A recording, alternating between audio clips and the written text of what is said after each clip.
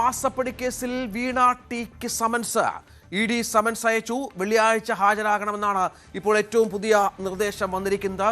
നേരത്തെ തന്നെ ഇതുമായി ബന്ധപ്പെട്ട ചില സൂചനകൾ ഉണ്ടായിരുന്നു. ഇന്നലെയാണ് SFIയുടെ പക്കലുള്ള 132ഓളം രേഖകൾ കോടതിയിൽ നിന്ന് ഇഡി കളക്ട് ചെയ്ത് ഇഡി ശേഖരിച്ചത്. തെളിവുകൾ കഴിഞ്ഞ കുറേ ദിവസമായി ശേഖരിച്ചു വരികയായിരുന്നു.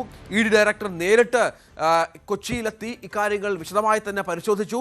ഇതടക്കം ഗൗരവതരമായ തെളിവുകൾ വീണയ്ക്കെതിരെ കിട്ടിയിട്ടുണ്ട് എന്ന് വേണം കരുതാൻ. ഇപ്പോൾ മാസപ്പടി കേസിൽ വീണ ടിക്ക് സമൻസ് അയച്ചിരിക്കുകയാണ്. നവമി ദിനേശ് ഏറ്റവും പുതിയ വിവരങ്ങളുമായി ചേരും. നവമി, എന്താണ് ഇതിന്റെ വിശദാംശങ്ങൾ? വീണ ടി വെള്ളിയാഴ്ച ഇഡിക്ക് മുന്നിൽ എത്തേണ്ടി വരും. ചോദ്യമുനയിൽ വീണ്ടും വീണ.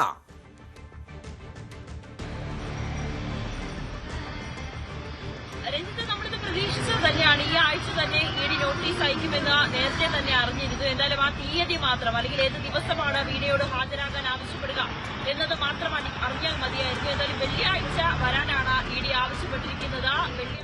വരുന്നതിന് വേണ്ടി വീണ വിജയന് സമൻസ് അയക്കും, ഇന്ന് തന്നെ സമൻസ് അയക്കുമെന്നാണ്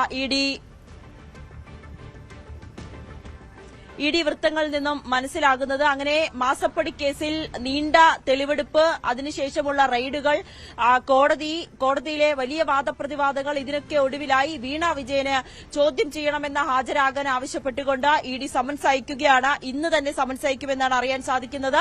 വെള്ളിയാഴ്ച ഹാജരാകണമെന്നാണ് ആവശ്യപ്പെടുക. കൊച്ചിയിലെ ഇഡി ഓഫീസിൽ, കൊച്ചിയിലെ എൻഫോഴ്സ്മെന്റ് ഡയറക്ടറേറ്റ് ഓഫീസിൽ എത്താനാണ് നിർദ്ദേശം നൽകിയിരിക്കുന്നത്. വീണ വിജയൻ മാത്രമല്ല 9 പേർക്ക് സമൻസ് അയച്ചിട്ടുണ്ട്. അതിൽ CMRL MD Sasidharan Kartha, CMRL joint managing director Sasidharan കർത്തയുടെ മകൻ കൂടിയായിട്ടുള്ള ശരണസ് കർത്ത, അതോടൊപ്പം തന്നെ CMRL chief general manager KS Suresh Kumar എന്നീ 3 പേരും, ഒപ്പം CMRLന്റെ മറ്റ് ജീവനക്കാർക്കുമാണ് സമൻസ് അയച്ചിരിക്കുന്നത്.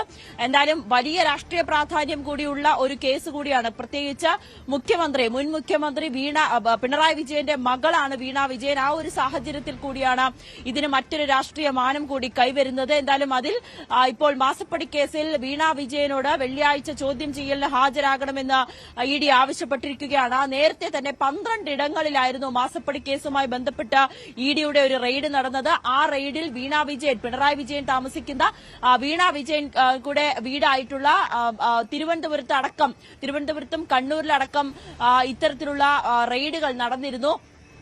ആ റെയ്ഡിൽ വീണ വിജയന്റെ വീട്ടിൽ നിന്നും ചില പ്രധാനപ്പെട്ട രേഖകൾ പിടിച്ചെടുത്തു എന്നായിരുന്നു ഇഡി ഉദ്യോഗസ്ഥർ അറിയിച്ചിരുന്നത്. അതിൽ 3 അക്കൌണ്ടുകൾ, വീണ വിജയന്റെ 3 അക്കൌണ്ടുകളാണ് ഫ്രീസ് ചെയ്തത്. അതിലൊരു HDFC ബാങ്കിന്റെ അക്കൌണ്ട് അടക്കം ഫ്രീസ് ചെയ്തിരുന്നു.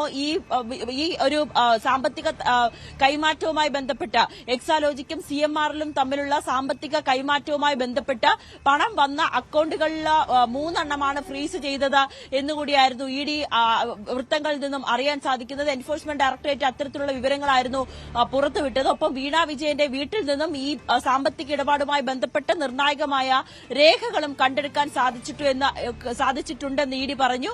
വീണ വിജയന്റെ ഒരു മൊബൈൽ ഫോൺ പിടിച്ചെടുത്തു, അത് ശാസ്ത്രീയ പരിശോധനയ്ക്ക് അയച്ചു. ശശിധരൻ കർത്തയുടെ ലാപ്ടോപ്പ് പിടിച്ചെടുത്തു, അതും ശാസ്ത്രീയ പരിശോധനയ്ക്കായി അയച്ചിട്ടുണ്ട്.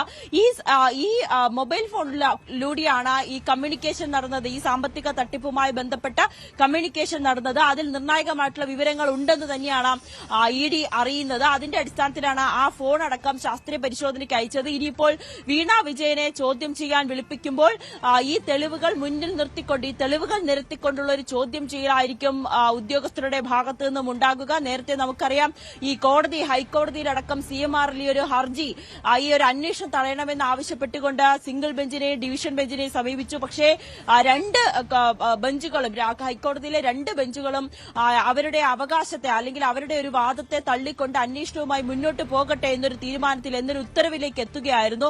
അങ്ങനെ ഈ പേടിക്കാനില്ലെങ്കിൽ, അല്ലെങ്കിൽ അത്തരത്തിലുള്ള ഒരു തിരിമറിയൊന്നും നടത്തിയിട്ടില്ലെങ്കിൽ, കള്ളപ്പണ ഇടപാടുകളൊന്നും നടന്നിട്ടില്ലെങ്കിൽ പിന്നെ എന്തിനാണ് ഭയക്കുന്നത്? ഒരു പൊതുമേഖലാ സ്ഥാപനമല്ലേ, കേന്ദ്ര ഏജൻസിയുടെ അന്വേഷണത്തിന് എന്തിന് ഭയക്കുന്നു എന്ന നിർണായകമായ ചോദ്യം പോലും കോടതിയുടെ ഭാഗത്തു നിന്നുമുണ്ടായി. ഇങ്ങനെ ഇവർക്ക് തെളിയിക്കാൻ കഴിഞ്ഞില്ല എന്നുണ്ടെങ്കിൽ സ്ഥാപനത്തിനെ സംബന്ധിച്ച് ഒരു ക്ലീൻ ചിറ്റ് നൽകുന്ന ഒരു അവസ്ഥയിലേക്ക് കൂടി വരില്ലേ?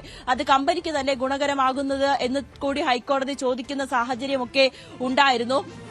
അങ്ങനെ രണ്ട് സിംഗിൾ ബെഞ്ചും ഡിവിഷൻ ബെഞ്ചും ഈ ഹർജി തള്ളിയതോടുകൂടിയാണ് ഇ ഡി അന്വേഷണം വേഗത്തിലാക്കാൻ തീരുമാനിച്ചത്. ഇ ഡി ഡയറക്ടർ അടക്കം കൊച്ചിയിലെത്തി. നേരിട്ടെത്തിയാണ് അദ്ദേഹം 5 വർഷത്തിന് ശേഷമായിരുന്നു കൊച്ചിയിലെത്തിയത്. ഉദ്യോഗസ്ഥരുമായി നേരിട്ട് സംസാരിക്കുന്നു, തെളിവുകൾ പരിശോധിക്കുന്നു. അതിനൊടുവിലാണ് വീണ വിജയനെയും ശശിധരൻ കർത്തയെയും ചോദ്യം ചെയ്യാൻ തീർച്ചയായും വീണയടക്കം 9 പേർക്കാണ് ഇപ്പോൾ ഇ ഡി സമൻസ് അയച്ചിരിക്കുന്നത് എന്നുള്ള നിർണായക വിവരമാണ് ഈ ഘട്ടത്തിൽ നൽകാനുള്ളത്. വെള്ളിയാഴ്ച ഹാജരാകണമെന്നാണ് നിർദ്ദേശം. വീണ വെള്ളിയാഴ്ച ഹാജരാകുമോ അതോ മറ്റെന്തെങ്കിലും കാരണങ്ങൾ പറഞ്ഞ് നീട്ടിവെക്കുമോ എന്നടക്കം കാത്തിരുന്ന് കാണണം. വീണയ്ക്ക് കുരുക്ക് മുറുകുകയാണ്.